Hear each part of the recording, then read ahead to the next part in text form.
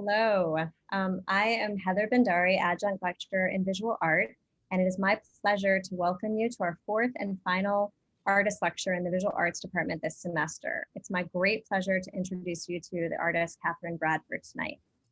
But first, while we find ourselves in common digital space, I want to acknowledge I'm situated in Brooklyn, which is the unceded land of the Munsee Lenape, and that the List Art Center, where our department is located, sits on occupied indigenous lands of the Narragansett and Wampanoag people. If you don't know what land you occupy, you can look at native-land.ca to do some research. We note too that we're connected by a campus that relied on the African slave trade in the Americas, and that there are buildings on campus constructed by enslaved people. These acknowledgements commit us to a lifetime of anti-racist work.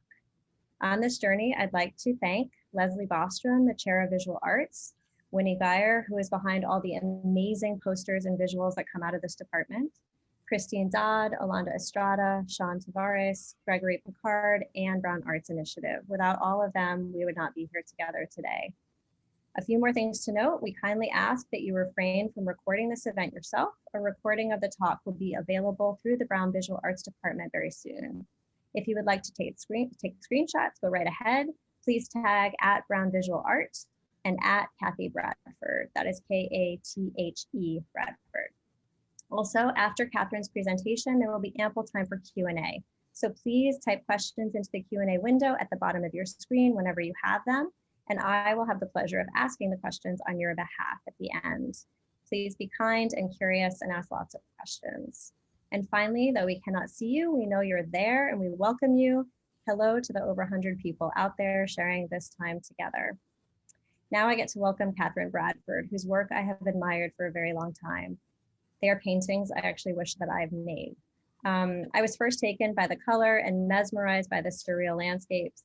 I often do a double take when I see them and spend time absorbed in the actual painting, but I often find myself thinking about the choices that had to be made to come to that particular painting.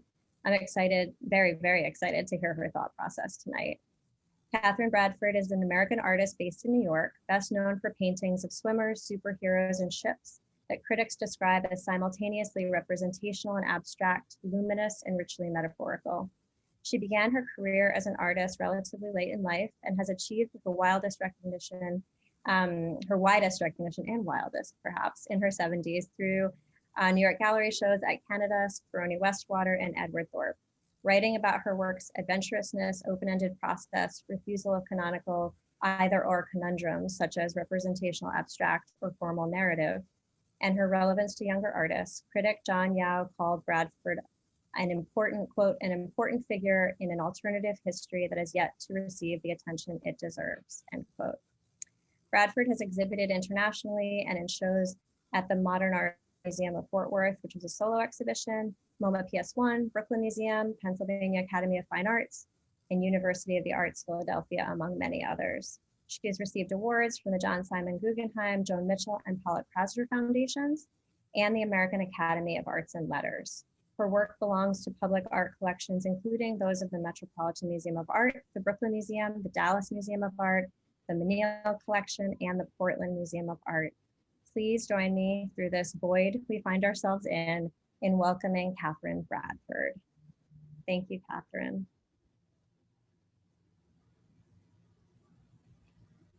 Good evening, everybody. Thank you so much for attending.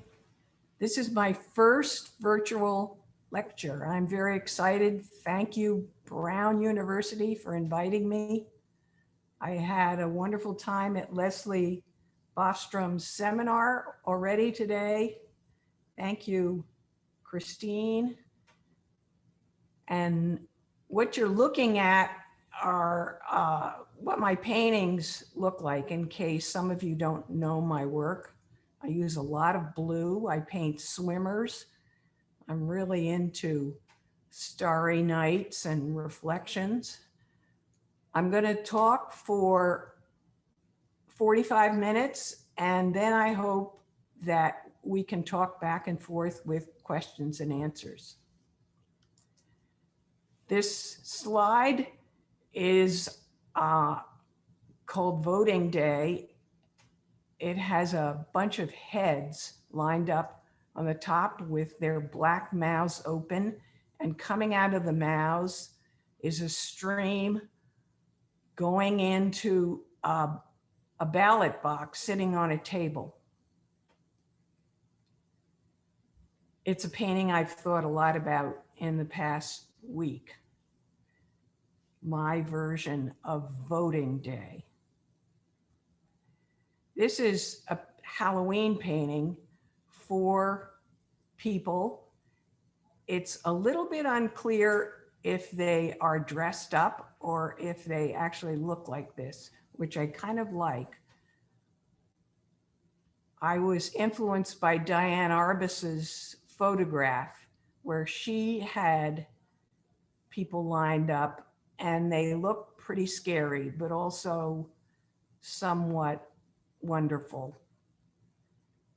I love it when people try and pretend they're something else. I think it brings out very vulnerable qualities in all of us. So behind these faces is perhaps a real person or a masked person. And this is a painting that I call Celebration Day. The figure is holding a yellow globe in her hand, and there's an American flag and bright colors. And the reason I'm showing you these paintings is because I did all of them long before this news cycle that we've just been through. This voting day painting I did over a year ago. I didn't know really what it was. And then I thought, oh, I see, coming out of their mouths into something.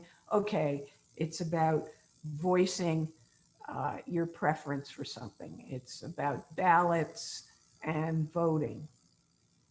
This I did not for Halloween, but it came out looking like Halloween characters. And this I did before the results of the election were known. But the other day I looked at it and I thought, that person is celebrating. There's something patriotic about it. She's got her feet in the air. I know what it's about. It's about the results of the election.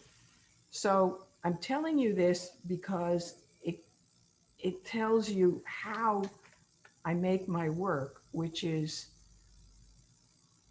not in response to a particular subject. What the painting is about often appears to me later on. And it was a wonderful moment when I discovered this image in my photo bank and I realized it was a celebration painting. This is called Fear of Waves. I did it in 2015. I think it's on the poster and announcements. It shows a lot of people running away from waves rolling towards them. And it's been used in some magazines as a summer frolicking painting. But again, lately, I saw it as a sign of the times, of kind of a foreboding, not so happy painting. Fear of waves, maybe it's more about fear than the waves. It's people running away from something looming towards them that they consider dangerous. For some reason, I didn't make any of them standing in the wave facing it.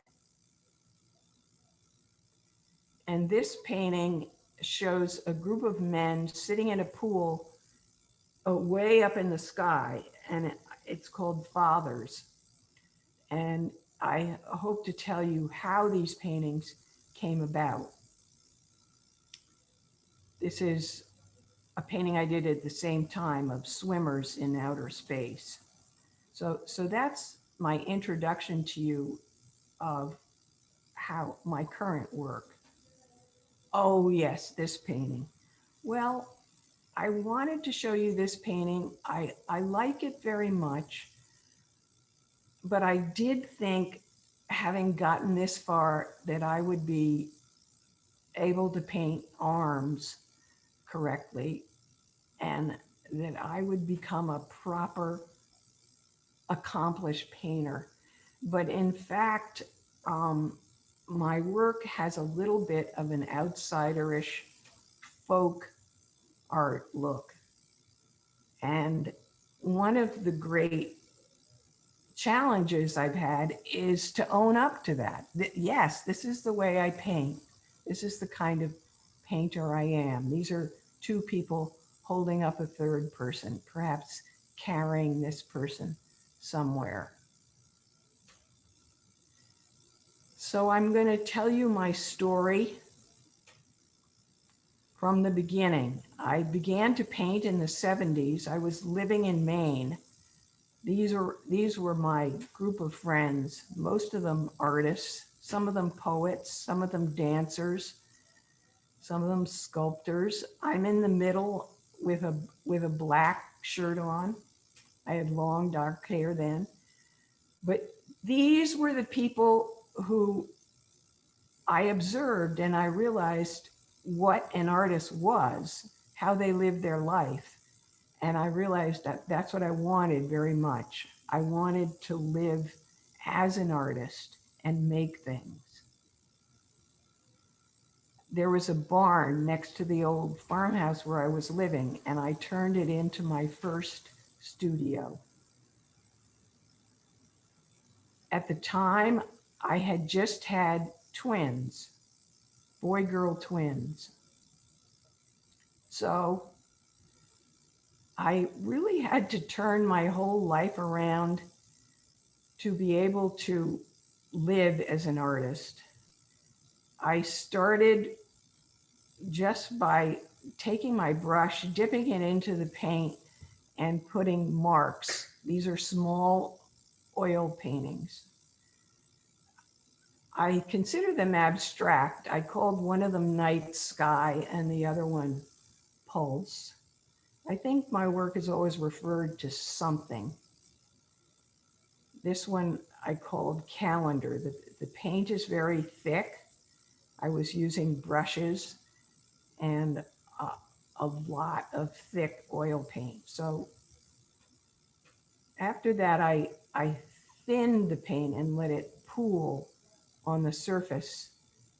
This is called islands, something I was experiencing living in Maine, where I was on the coast, and there are all these wonderful islands in the distance. When I did these paintings, I discovered light, a kind of inner light that a painting can have, like a fire, looking into a fire, like the way Rothko creates a luminous surface with his work. And this was something that I stumbled on, but wanted very much to keep. In the winter, I used this studio, and one day I impulsively lined up all my art supplies in rows. The work I was actually doing was on paper, and you can see it on the wall. But the studio next to me came in and saw this and took this picture. Otherwise, I wouldn't have known that it was at all important. But when I look at it now, I realize that I'm quite in love with putting things in rows, one after another, repetition and lining things up. That stayed. So my influences are Rothko, the red and black painting, and Milton Avery, who was able to paint the horizon, the sea, the sky, the moon, the reflection, using very economical means. I admired that. I like color field. I like color. Notice, as a beginning painter, I didn't use much color. I hadn't really discovered it yet. Other painters that I look to especially when I realized I wanted to put a person in my work. I wanted some humanity in my work. So there's Donald Batchelor with a woman throwing 3 balls, and Carol Dunham, the figure with the gun, the famous Matisse swimmer below that, and of course Philip Guston, who every painter I know looks to, having turned from figuration to abstraction and back to figuration again. These people taught me that using their own abstract way of putting shapes and forms, maybe not Matisse. Matisse was looking at the figure, but I got the idea that there was a way to put a person in my painting and still be true to my roots. These 2 paintings are by Joan Brown. She is holding a fish with her paintbrush. She was able to make herself look slightly ridiculous. She had a very self-deprecating sense of humor, which was the first time I realized that humor is also a great tool in visual art. She made her wine glass spilling over and look like a kind of abstract expressionist slashing mark. She's witty. She has visual wit.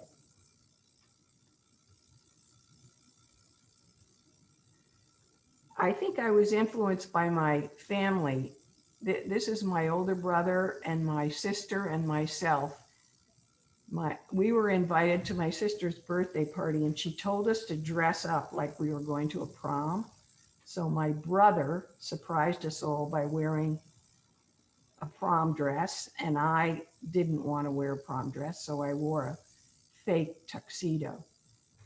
I come from a family that really likes to joke around. And after a while, I was able to get that in my work. This is a painting I really love by Henry Taylor. I saw it at the Whitney Biennial 2 biennials ago. What riveted me was this horse, the black horse made out of slashing brushstrokes. I just stared at it and I thought, he didn't try and make it correct. He achieved a lot of movement. I know it's a horse. It's alive. And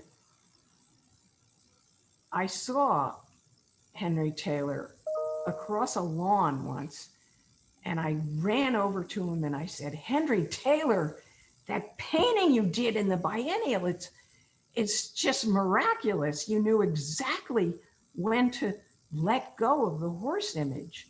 You just stopped at just the right time. I admire it so much. And he looked at me and he didn't say anything. He thought I was nuts. So I walked away and sat down.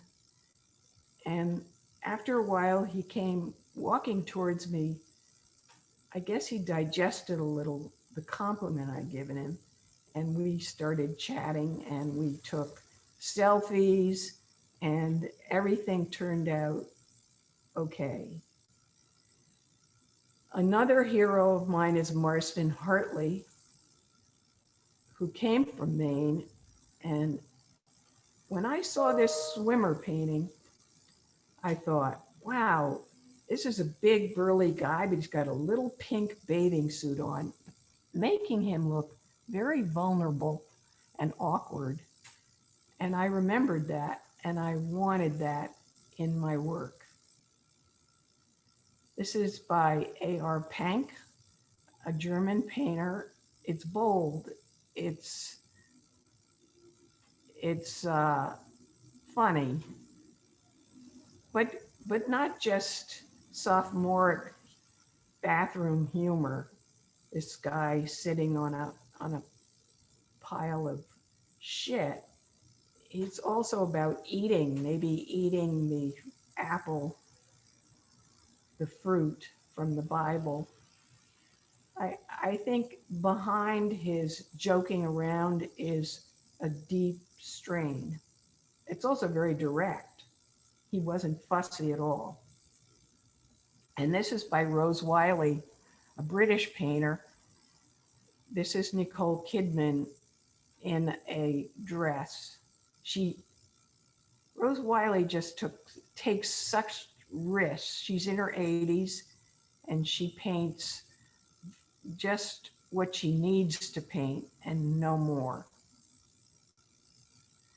So from this kind of painting, I gradually went to this, using the white spots of light as bathing caps of little swimmers swimming at night. And I just felt, well, I don't want to do anything more. Swimming at night is a very primordial act. It's raw, and I will make my swimmers look pretty basic. From there, I was able to build figures, faces, arms. This is a group of men slurping up all the water resources standing around.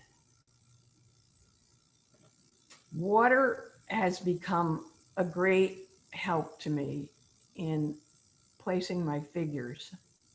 I can use transparency, and I can use cropping. I can put a lot of different figures in a pool as if they all exist together in the same world, even though they're not. Maybe they don't even know each other. But it was a way to talk about universality. And I loved looking through the color field of water. So I did it over and over again.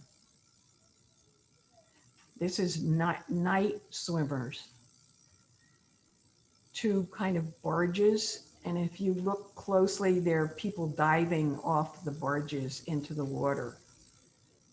I stopped before I really wanted to, because I thought I'd gotten just the right light, the light of the ocean at night, how light reflects off it and bounces off. This is a detail from that painting. And this painting is 6 people dressed up, and they're standing up in black boats coming towards us. It's the open ocean at night, which I consider a kind of, I don't want to say magical, but I think it is magical. I think things happen on the open ocean at night that we don't know about and that we can't know about. And this is a ritual. I never asked myself who these people were or why they were out in the boat. And a boatsman in Maine told me that anyone who stands up in a boat like that is going to fall over.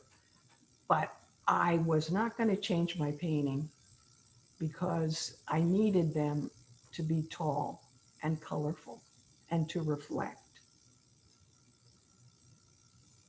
For a long time before I did the people in the water, I did very decorated boats in the water with transparent hulls.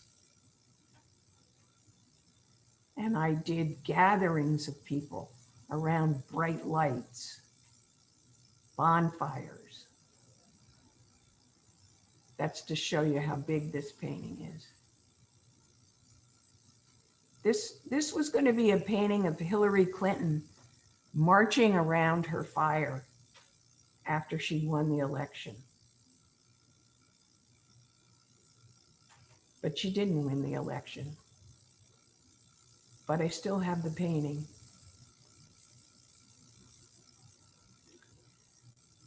The last show I had at Canada was in 2018. And I'm going to talk about these two paintings, the pink one and the one with the red drawing lines on it.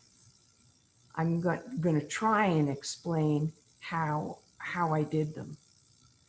People ask me, where do you get your inspiration?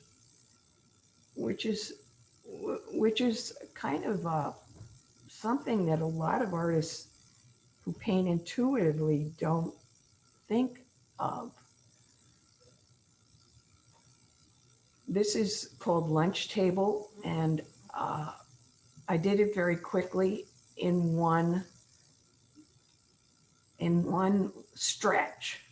I got ready, I knew what I wanted to do, and I just made myself keep going.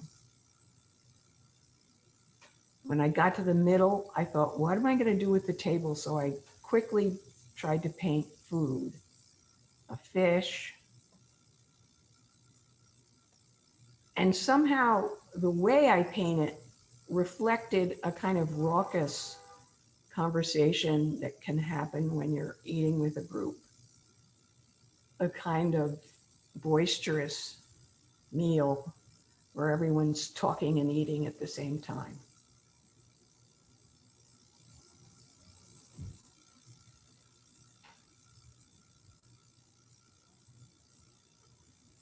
This painting shows a group of people walking behind a horizontal woman who seems to be lifted up on white spikes. I think people will remember this painting as being pink, and also why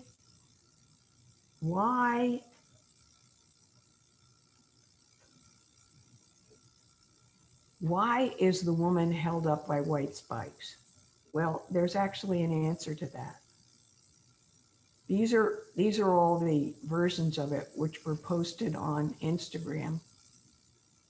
You know, Instagram, it can give you lots of different takes on your work. So this is how the painting began in my studio. I painted it pink, different shades of pink, a little bit of orange, a little bit of magenta. And my idea was to have people swimming or perhaps flying through the air, because I had just done this painting, a blue painting, more believable that these people could be swimming or perhaps flying. But a friend of mine came in and I asked her, I said, is this enough? Have I finished? Have I got it? And this wonderful friend whose studio was downstairs looked and said no.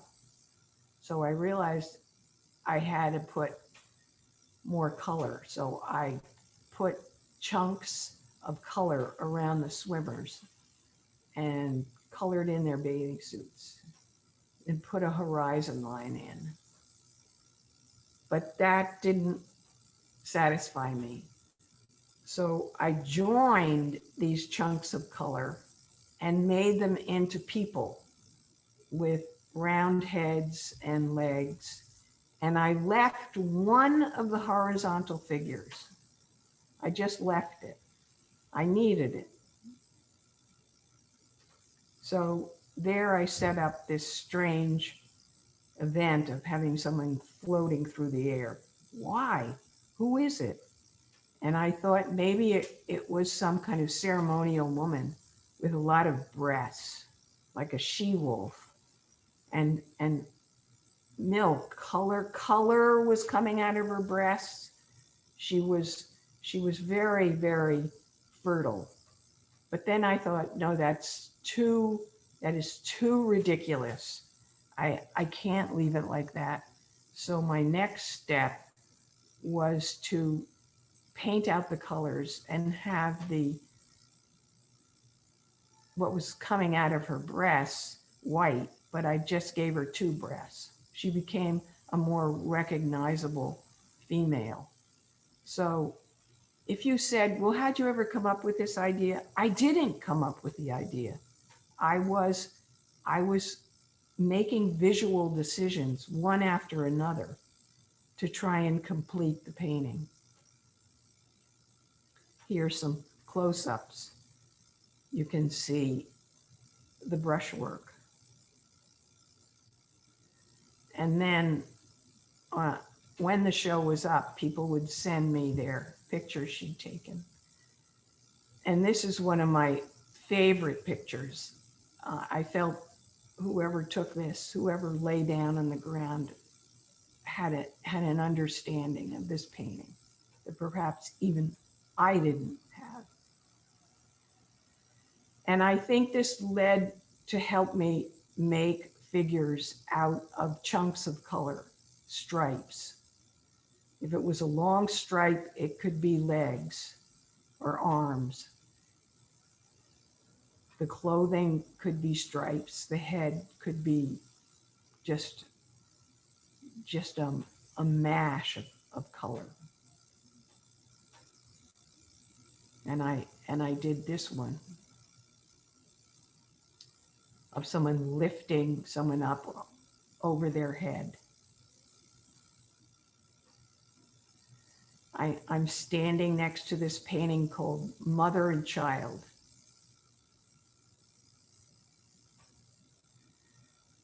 And how did I come to do this painting? Well, it started out with the fun idea of having figures in water, kind of sinking and playing. And I was very conventional. I had the horizon line going horizontally. And it was a horizontal painting. And I realized that there wasn't enough on the top. So I wrote fear of wave. I wanted to have it fear of waves, but I didn't make enough room for the S. But then I saw this painting on the floor, and I realized that it could be a vertical painting, which made it much more interesting. And I took the time to actually paint in the waves. This painting also has a story behind it. It started out like this, a starry sky with a plane flying in it. And I looked at it and I would say, you know, that is not interesting. Something's wrong with this painting, but I couldn't figure out what. And I went down to Miami Art Fair the next week and I saw these pools. I'd never been to Miami, which is a luscious place for someone who likes water and night. And I saw people in the pools next to where the art fair was, and using my magnifying on my iPhone, I took these pictures and I knew exactly what I was going to do when I got home. In place of the plane, I put a pool. I had no reason for having men in the sky sitting in a pool, but the image was fixated. I just did it so fast and with so much passion that that's how this painting happened. There are the two paintings side by side. And I think putting a pool in the sky gave me the idea to do swimmers in outer space. Why not? This is what I didn't want. This was a photograph I found. Too much realism, too much detail. I wanted it to be cosmic. There's a lot of skill in this. There are no genitals showing, but I wanted to take the opposite direction from this photograph that I found. I wanted the paint and the people to kind of merge. And I wanted a lot of atmosphere.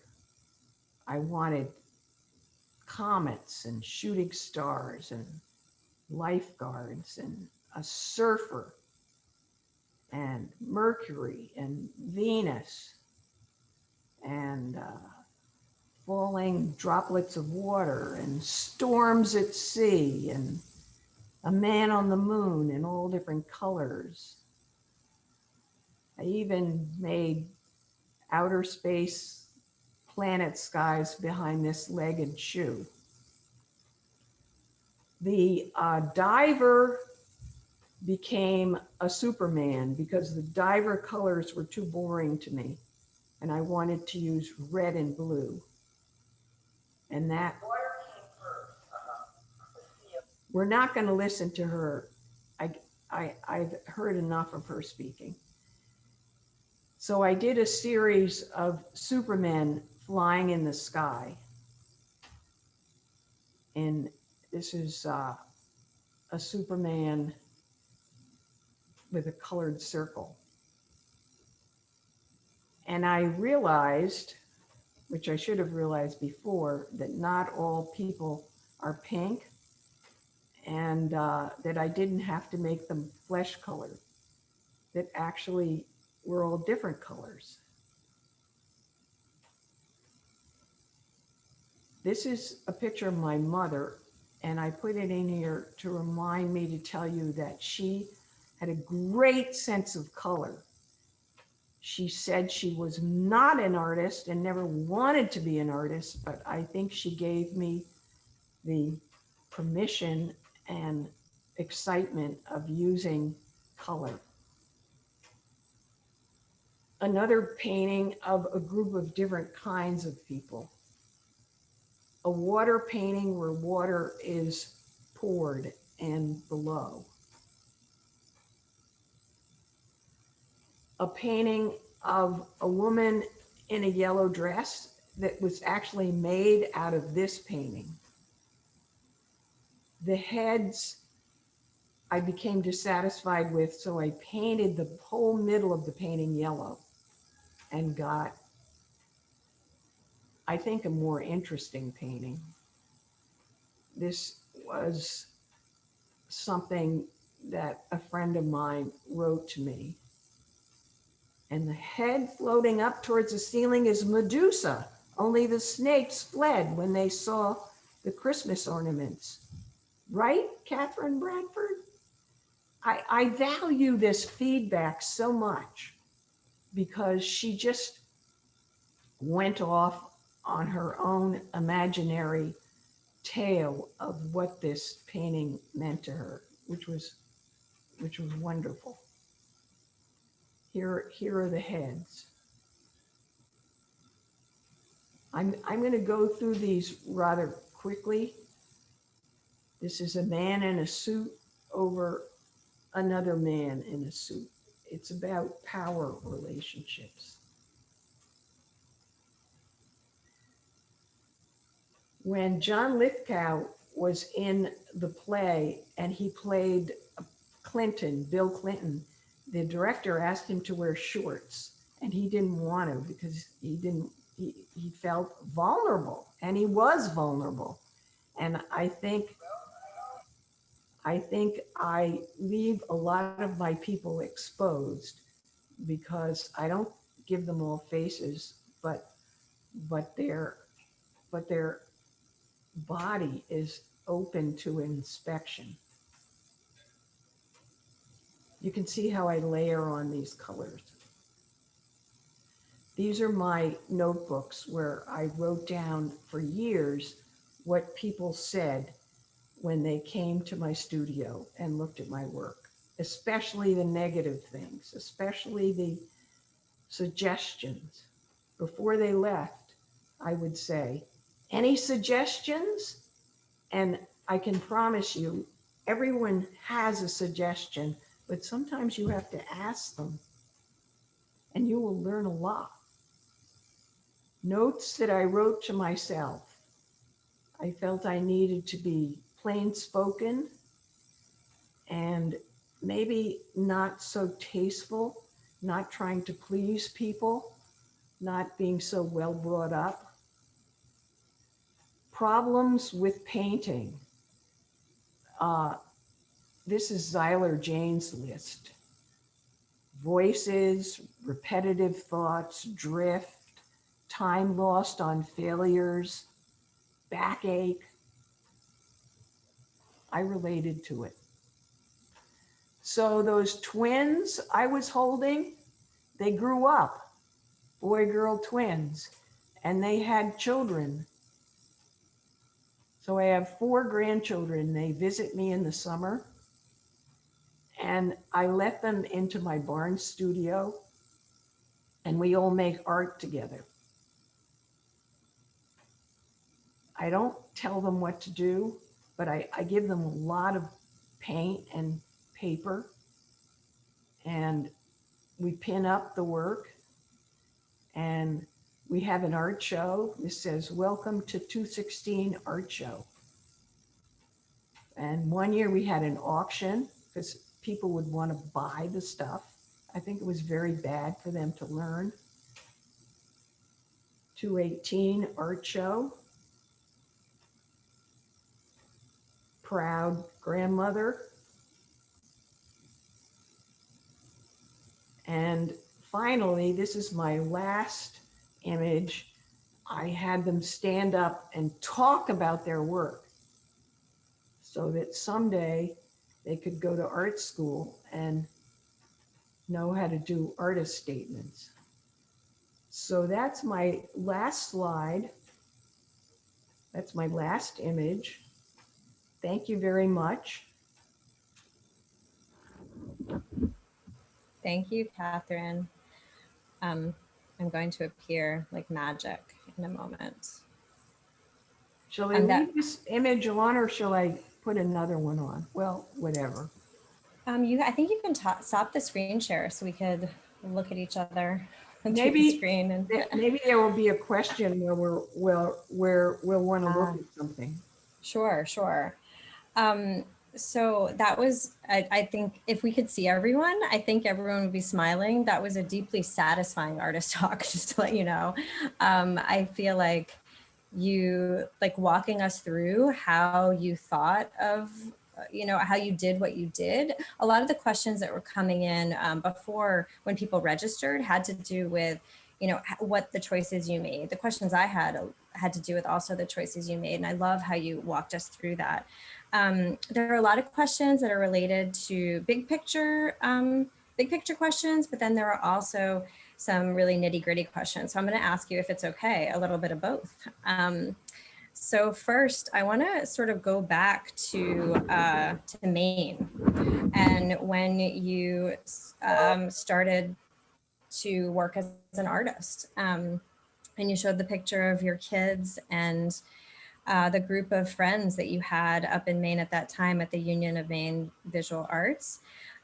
Some things I stumbled over in your bio about, how you started your career later in life, because I read that so many times when reading about your work and when I've heard about your work.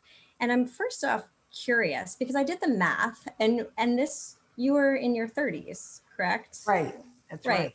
Which I guess as I'm getting older, I don't see that as being quite old. I see that as being pretty young. But I know it took a lot of time for you to come to where you are today. And I'm curious about how you think about that characterization, but also sort of what you hold on to from this period in your life. Because I'm looking at this image that you just put up and I see community. And I'm curious the influence that had to push you forward, and what connections you might have to it today. It was vital. It was extremely important that I had a whole group of people who were, well, they kind of look like hippies.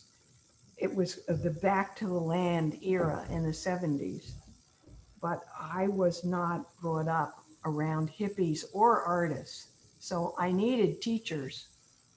When I was in my 40s, I got my MFA, but before that, all my teachers were my fellow artists.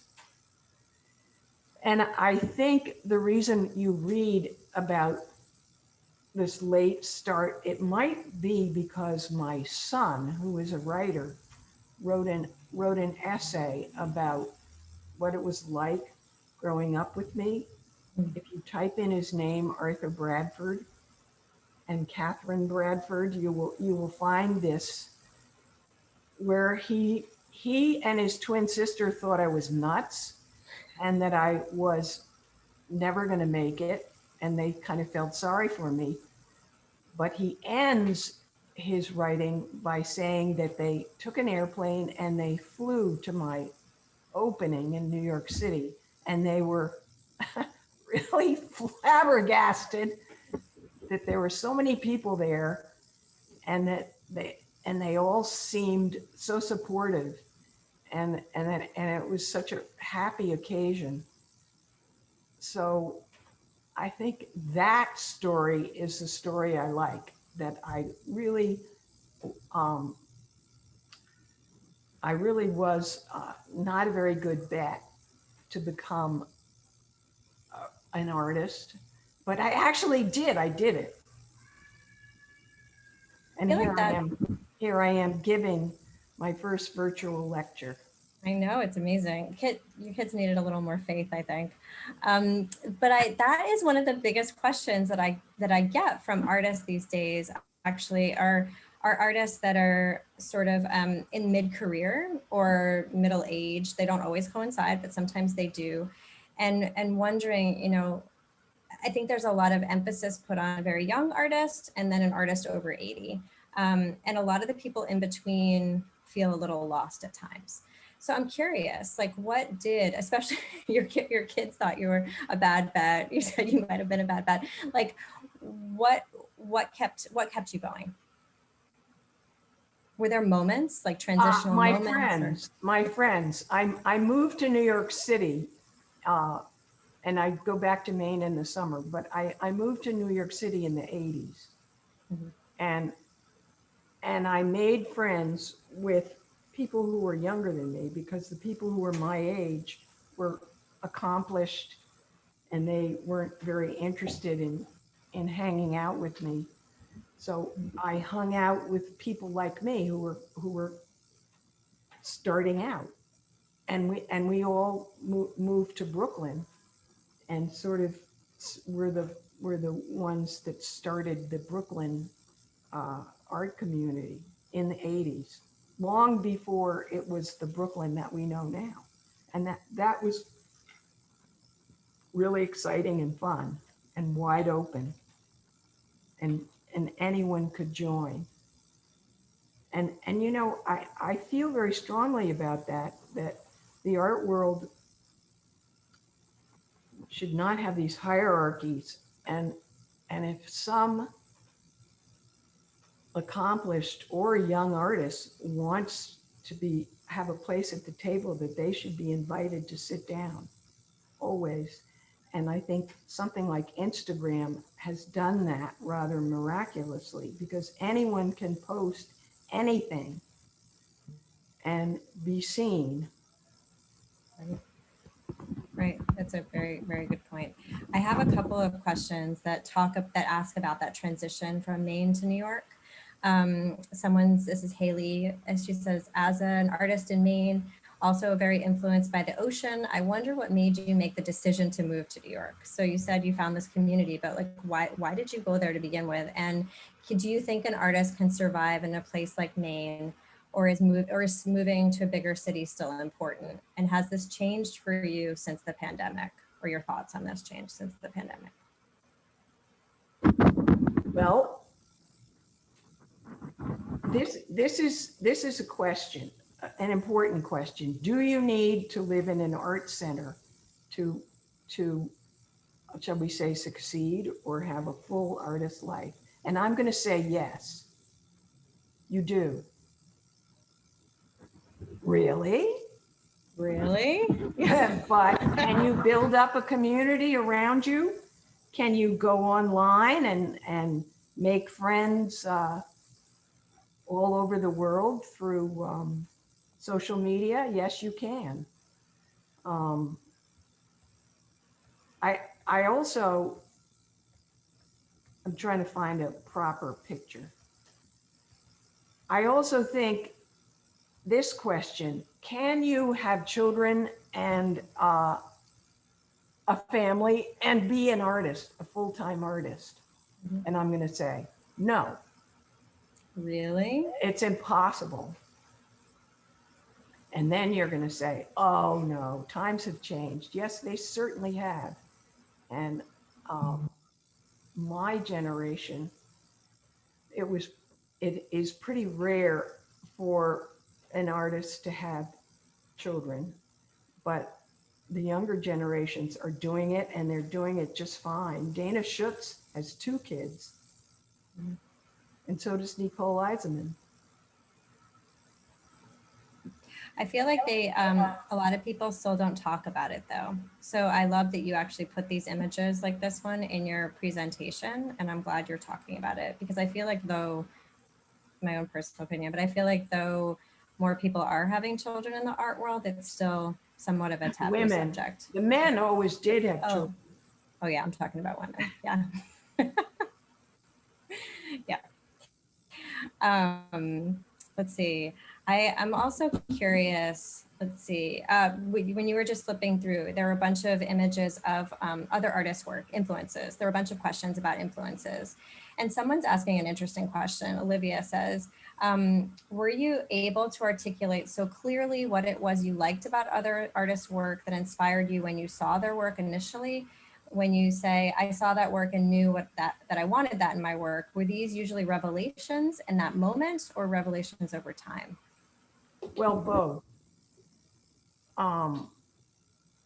But I remember there's a quote from Robert Rauschenberg, no, a quote from Jasper Johns, who said when he saw Robert Rauschenberg's work, it gave him permission.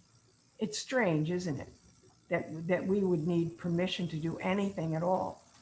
But looking at artists' work who take the kind of risks that I want to take has given me permission to make the work that I make, because they're doing it. I want to do that.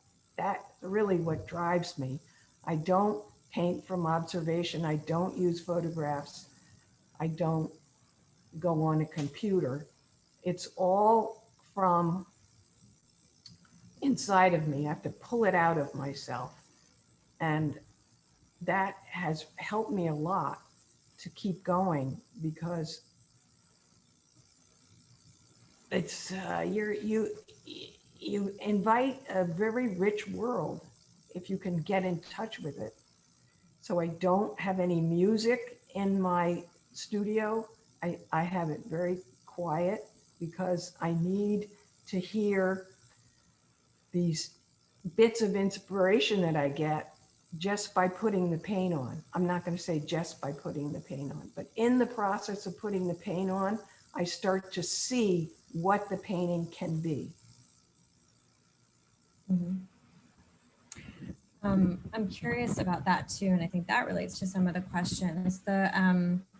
So I think a lot of people are picking up on community and relationships between people in these, whether it's, I mean, it still is very ambiguous, even the way that you describe them, some of the people, how they've come to be.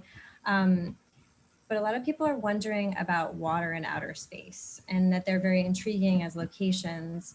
And can you describe what about water and outer space? This is directly from someone named Chloe. As locations, what fascinates Chloe is that the uncertainty of the sea that you were describing in your painting, and the tall figure standing in the boats, that brought a lot of imagery for her. Other people are asking if it's because of Maine. I'm curious. The reason I showed you those paintings in the beginning, and one seemed to be about Halloween, the election, and the results of the election.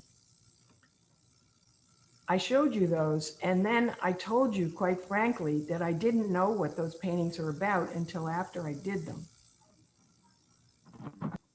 And the same thing is with this water and outer space. I feel I make the paintings, and then I have time to think about them, and their effect seeps in. And also, I can tell you, that there are a lot of things that an artist doesn't really know rationally. I've heard the question, please talk about your use of color. And I heard Joan Snyder say, all my color decisions are made at the art store. In other words, she buys the tubes of paint that she likes. And that's how she decides on her color. And I heard Katherine Hepburn say once, there are certain things that I don't even discuss with myself. And I think there's a lot of truth to that, that if you have an inner life, it's really that, it's inner. And it appears, it's a reason why we have to make these paintings and make things, because there's no other way we're going to get it out. But it's awfully hard to talk about. Right. Yeah, I think probably a lot of people are relating to the intuitive nature of what you're doing and how, but I think it's hard for a lot of people to actually tap into that or be vulnerable or trust themselves, I guess. I would imagine that's why these questions come up so often. Someone's actually asking very directly, do you swim at night?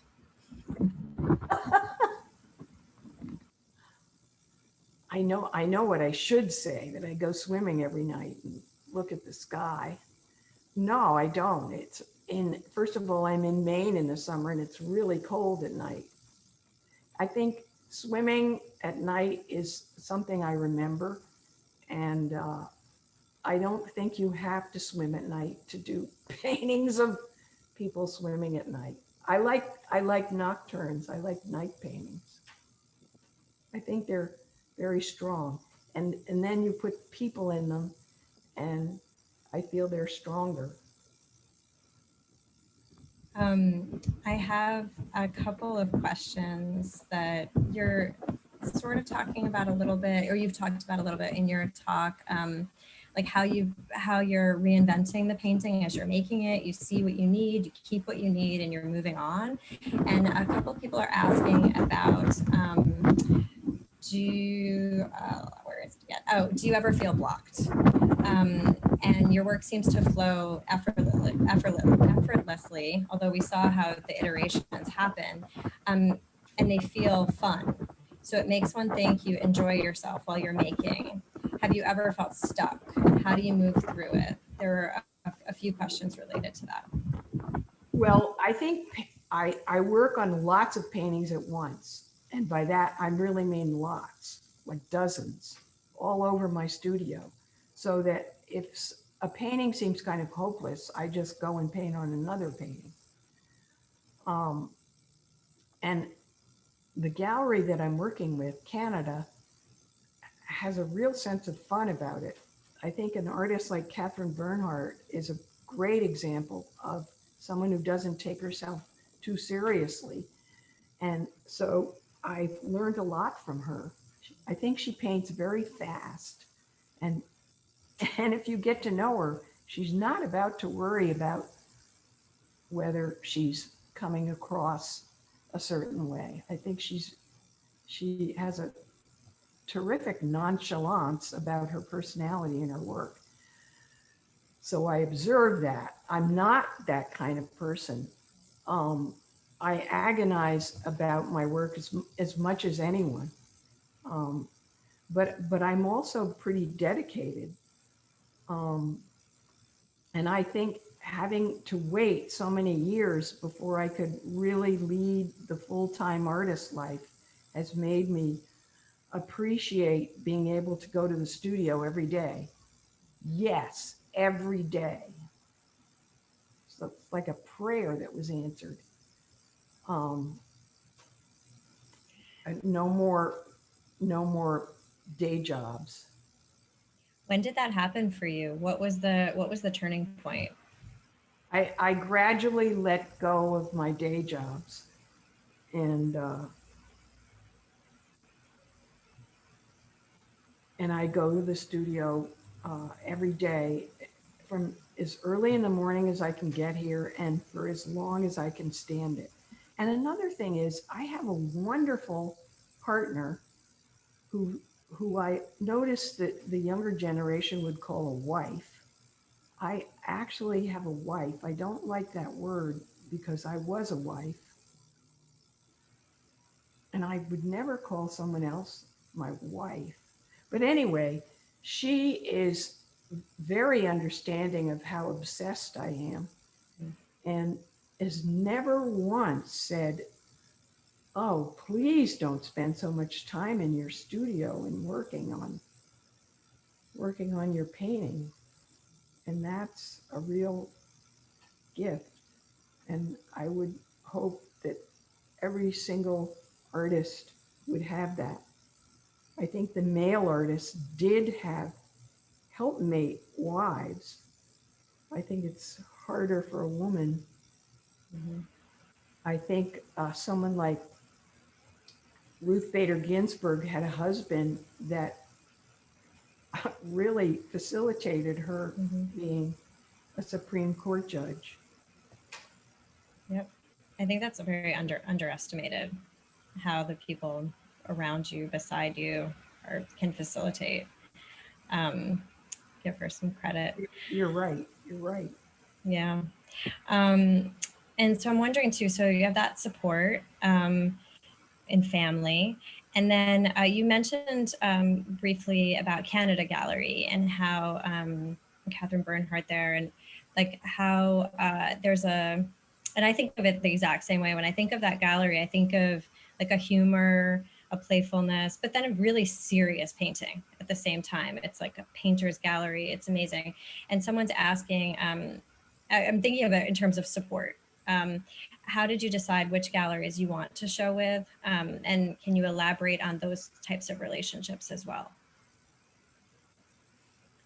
In the days when I was teaching, I had a student, and this was in maybe 2000, who told me about Canada. Canada does not like to be called Canada Gallery because they like to be unusual. And he brought me to Canada when it was a very young, scrappy gallery. And I saw that the painting there was very experimental and exciting. And I stayed in touch with them, and I came to all the openings and I followed their program. And eventually they took note of me, and I didn't show work until 2015. You might say, well, that's a long time to wait. Well, I had a lot of work to do to get my work in a place where I could show it at a gallery like Canada. That's interesting to note. And I'm curious about the galleries before Canada, and apologies to Canada for saying gallery. But before Canada, when you were asked to be in exhibitions, was there a thought process? Are you, I meet artists who say, you say yes, just say yes. It's all going to turn out okay. And other artists that say, no, be very, very careful about what you say yes to. Were you a yes or a careful or a somewhere in between? I was probably all those things, but I think it takes a lot of information to navigate the art world, a lot of information. And I'm really appalled when I run into artists that don't know what's going on, that don't know the names of the galleries and what they stand for, that don't keep up with things. Mm. I think it's absolutely necessary. And I use the word navigate because I think it is a process of navigating a very complex system. I'm curious now, especially with a lot of where it's, dangerous for some people to go to galleries, or galleries are closing down again. what do you do to learn how to navigate or how to stay on top of everything? Are there certain things you read? Someone actually asked one of the questions, do you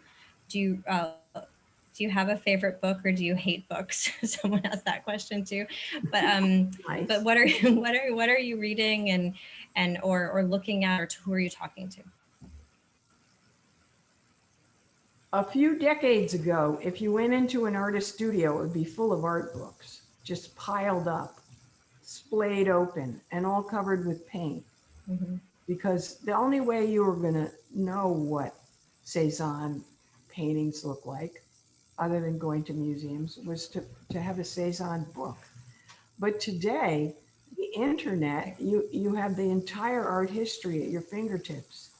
And I see young artists go on social media and really take off. They connect with people, they connect with me, and they learn a lot.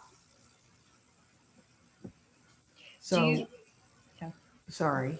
No, sorry. The Zoom is hard. So that made me think of one of these other questions is, do you think it's even important for some artists to even show in galleries these days? Yes, I do. I mean, Canada is an artist-run gallery. There's a lot of artist-run. There's a lot of pop-up. There's a lot of collaboratives, and they're all great. I think starting out in Maine, there was no audience for our work, for the Union of Maine Visual Artists. We had our own sales and our own shows and stuff. And we had a lot of fun. And you're obviously teaching that spirit to your grandchildren too, sort of do it yourself, right? My grandchildren got wind of the idea that they could make these things and people would give them money for it. It was very disheartening. Kids these days. I want to get into some of the more nitty gritty for the painters out there who are waiting to hear about some real detailed stuff about your paintings. The first person to write a question, so I must ask this question, is anonymous, but would you be willing to share any insights or advice about working with acrylic? They're new to the medium and say that you handle it masterfully. Like the questions that they have are things like, do you pre-mix your medium with all of your paint prior to painting? Do you put on any varnishes on your finished work? Any advice that you're willing to share would be appreciated. I only use water with acrylic. It dries very fast, which is helpful if you're layering colors over colors. There's things about painting in oil that I miss, that nice, chunky, cheesy feeling of the paint. But I turn to acrylic paint because you can use fluorescent colors, which I use a lot. They're very helpful to create the luminous quality that I want in my work. What we're looking at now, I think that magenta color is called fluorescent, golden fluorescent magenta, probably fluorescent red too. When I started to use acrylic paint, it was like being in kindergarten. You dip your brush in the pot of paint and you put it on the canvas. You don't futz around with a palette and little squishes of color mixing. It was much more hands-on, and I felt a freedom, which was helpful. Also, I could use really big brushes, which I just stick in water. I don't ever wash them. So my painting practice became much less precise, professional, I don't know, personal, much more personal. Faster too, I guess, if you're not spending time cleaning your brushes. Faster, yeah. So the luminosity, someone's asking about that, Anne. You're attributing a lot of that to the fluorescent colors? Are there other things that you do to create that amazing glow?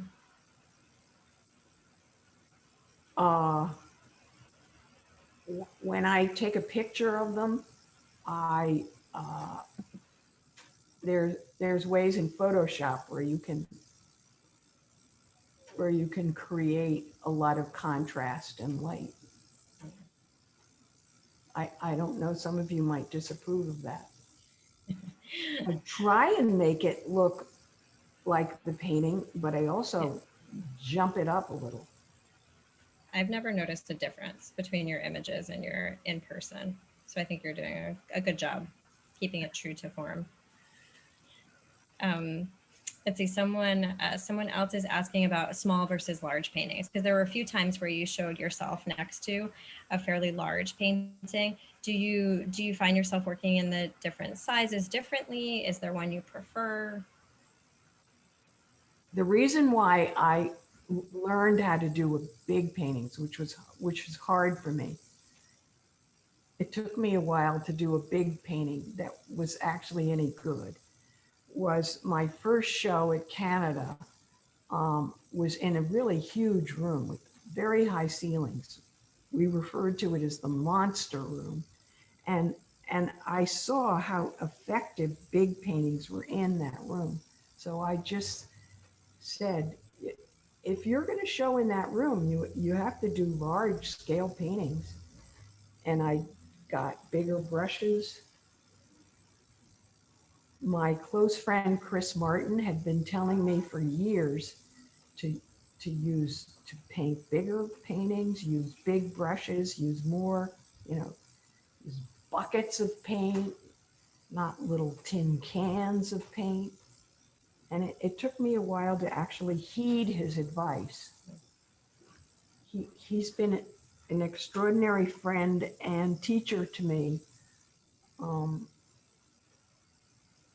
And now that we're both old and comfortable, I really miss those days when we were so hungry and so eager.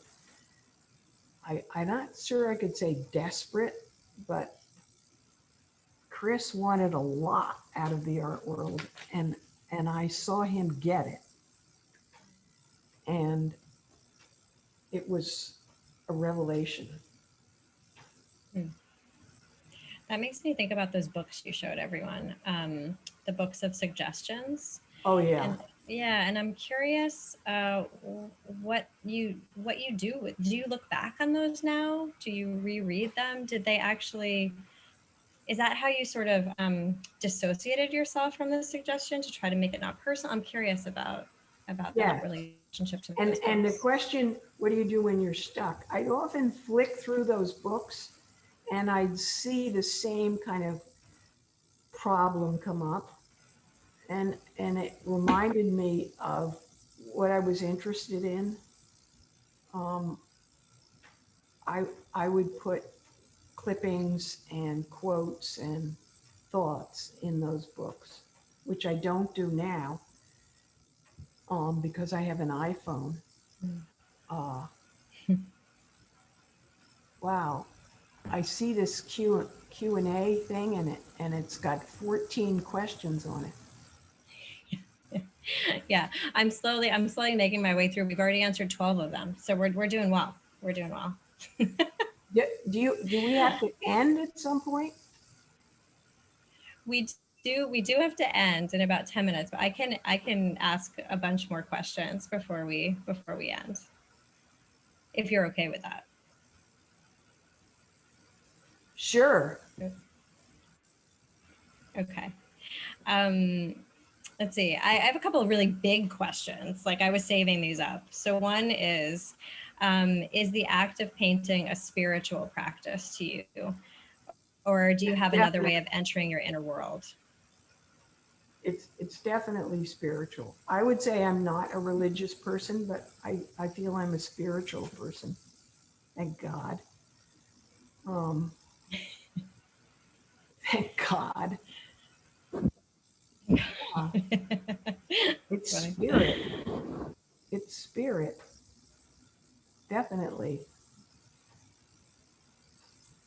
I was looking And at one of this. the questions, yeah. One question says, have you ever seen a humorous painting that was just so vulgar Mm-hmm. that you reject it? And yes, I do see that. And you know, all this making fun of Trump, I think is too bad.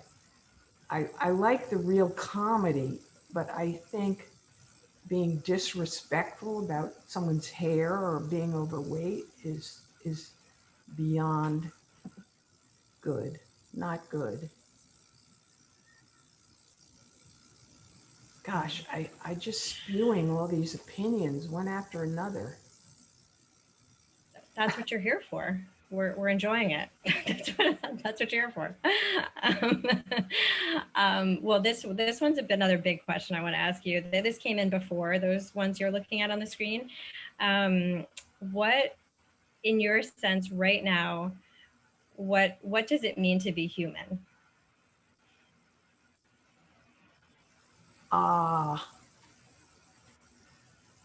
Joseph Campbell, Like remember maybe him? this, He was yeah. into myth and so on.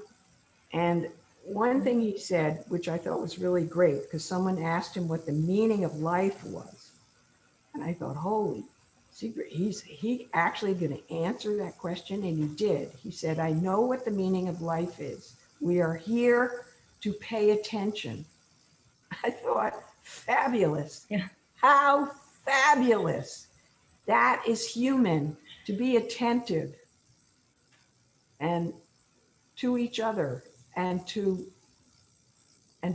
what we see and hear and read.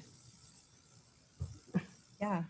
I think that's a great answer. And I'm wondering if you have a similar answer to this question, because I feel like paying attention relates really specifically to this. So Sylvia asks, she said, painting is such a personal endeavor that it can feel self-indulgent at times.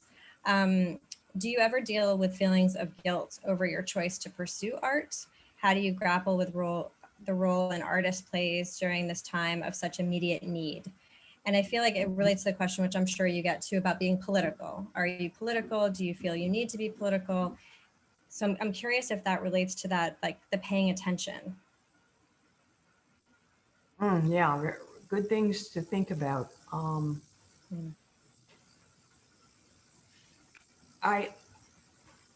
We all know a lot of artists that are extremely self-involved. And I think that's almost a definition of being an artist, because we're carrying around our own little career with us. But I try and cover that up uh, by things like this, by by making sure that I talk to other artists at all stages, and that I pay attention to other artists and what they need, what's going on.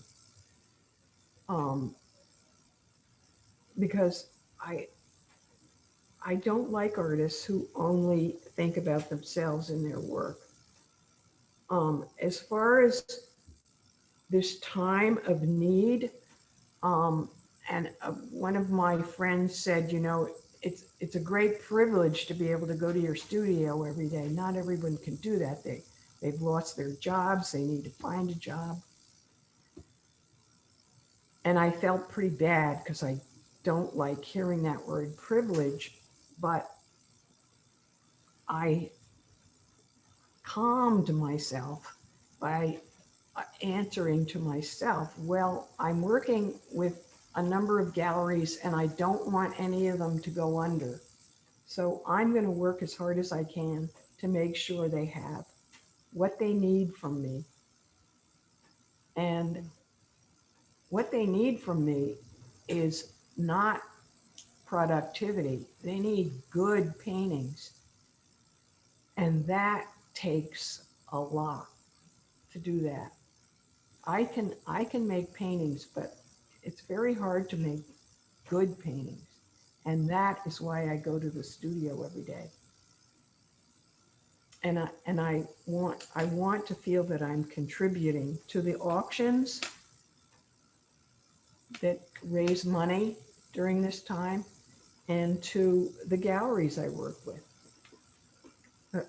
that I feel very devoted to.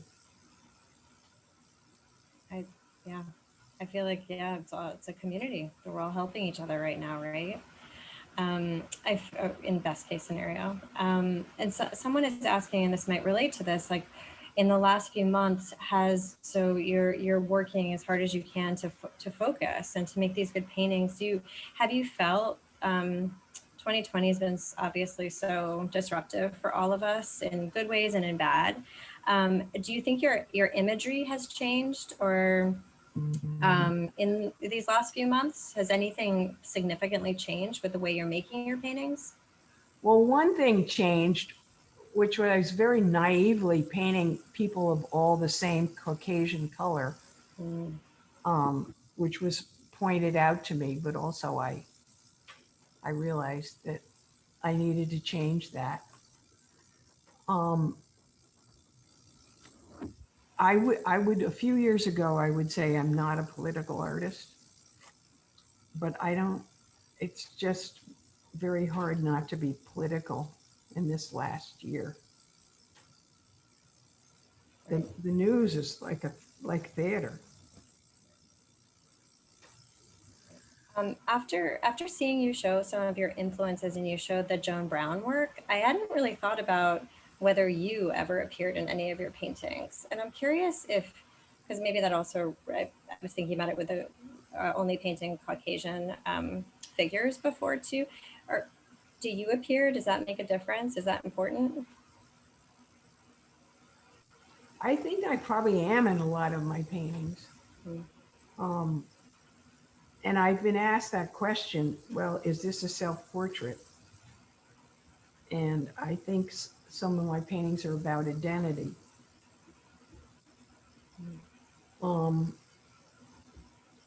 But this is another area where it's a little under the surface, and I'm not really meeting it head on, because the way I paint is much more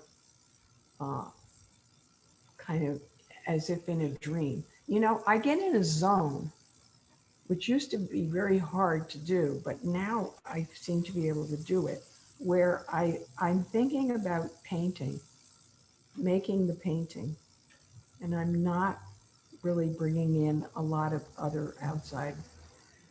I wonder how helpful that comment is. I think it's true, but I'm not really sure. Someone was asking about dreams, if the paintings seep into your dreams, if the dreams result in paintings. And I'm curious, maybe it's a more meditative state. Is that what's happening? I think they're dream-like, otherworldly. I think they're otherworldly. I remember Roberta Smith wrote that Neo Rausch paintings were based on dreams, and she didn't like them for that reason, because she said, how many people's dreams are you really interested in? Other people's dreams. They're not interesting. And I thought that was a word of warning. I'm not painting my dreams. If you want Roberta Smith to write about you, don't say it out loud.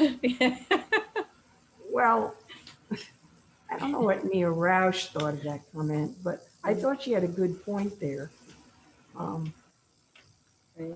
You can go too far into a place that people aren't going to relate to. Although Neo Rausch has a huge following and people adore him. Right. I also think with your paintings, the universality of the characters and the scenes, and I mean, they're very archetypal or primordial sort of. I feel like you're specifically, like making it less about yourself, as you were talking about before. I have a few questions about, so you showed us the progression of the painting and how the painting moved from one iteration to another. But a few people are wondering about what happens before it gets to a painting. Are you doing drawings? No. No. That's an easy answer. I sort of lost the ability to do dry work on paper. I do works on paper, they're gouache, but it's a lot like painting.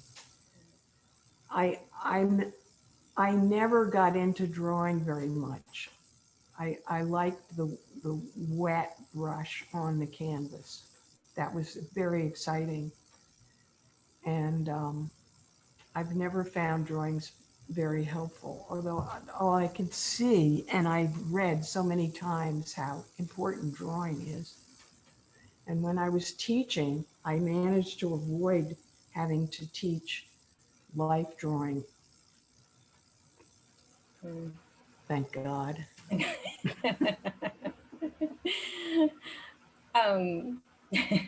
funny. Someone wants to go back a little further, like before, maybe there was a drawing that happened back in the day. They ask, anonymous person asks, how did you feel before you started painting? Did you feel like you had a great painter inside of you that you hadn't been able to explore? What was your state of mind, and what were you doing before the painting started?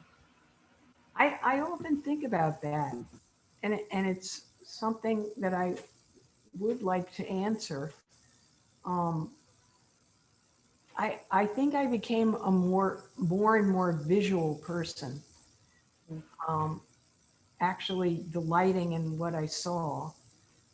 And I think that's very important. I obviously didn't think there was a great painter inside of me, or a great anything. I mean, my generation of women were mostly told to get married and have children. And my classmates in high school had mostly done that.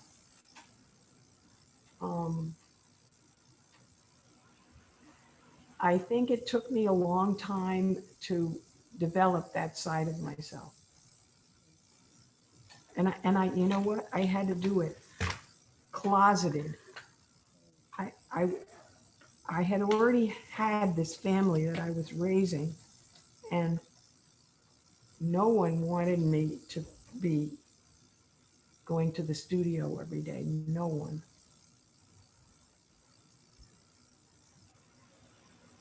But you did it. It's really inspirational, and I feel like that's where we should sort of end. But it's already 6:30. I looked up, and I can't believe the time just flew by like that. I do want to end. There's one more question that's just asking more about the direction. They were talking about full-size figures that fill the surface in the last few years. They were noticing, and do you have any idea if you're going to continue on this path? Do you have a feeling of what direction you will go next? And I guess we can make that a wider question of like, what's next for you? Do you have visions of the future that you can share with us? No, I wish I did. I think I'm going to just have to make paintings. But there's a question here that's hitting me hard. What? Which one? Is it bad to be a type painter? Yeah. You know, someone's paintings that I really love are I love some type painters' paintings. No, it's not bad. Not bad. It's only bad to be a bad painter. I know I emphasize the sloshing around of the paint a lot, but that's just what I love. Well, thank you so much for joining us. I've enjoyed this greatly, and I know everyone out there has too. So thank you so much, and we look forward to, hopefully a lot of people are writing that they love your work and they hope to meet you in person in the future, and I do too. Oh, I hope so too. Yeah. May our paths cross.